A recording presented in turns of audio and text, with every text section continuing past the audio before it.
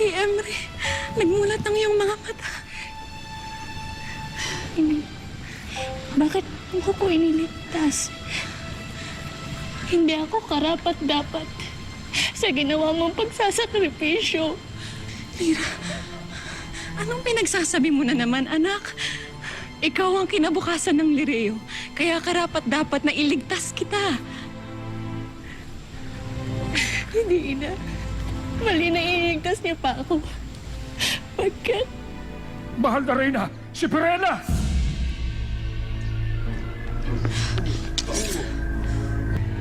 Ina, gamitin mo muli ang iyong inkantasyon. Bawiin mo muli ang aming hininga upang makaligtas ka na, Ina. Lira, hindi kita maaaring saktan. Imaw, ilayo mo na ang aking anak. Lumalis na kayo. Lira, halika na! Hindi kayo makakaalis dito! Lira! Ina! Bitiwan mo ako, Gurna! Ina!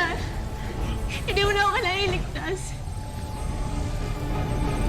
Dahil hindi ako ang tunay mong anak! Sheda, Lira! Hindi ako ang tunay na Nina! Pagkat ako ang tunay na anak ni Pirena! Ano sabi mo?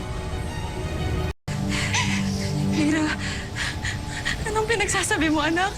Hindi ngayon ang tamang panahon para magbiro. Hindi ako nagbibiro, Ina. Hindi mo na dapat inuruan ang ginawa mo kanina. Pagkat hindi ako karapat-dapat na iligtas mo.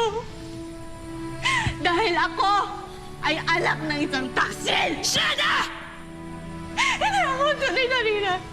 Pagkat ipinalit ako ni Pirena sa tunay mong anak! Totoo ba ito, Pirena? Oo, amihan. Ang Lira na iyong kinikilala ang totoo kong anak pagkat ang iyong tunay na anak ay inalayo ko na at pinasla. Kaya't ang sanggol na pinalaki at inalagaan mo ay si Mira. Ang aking tunay na anak.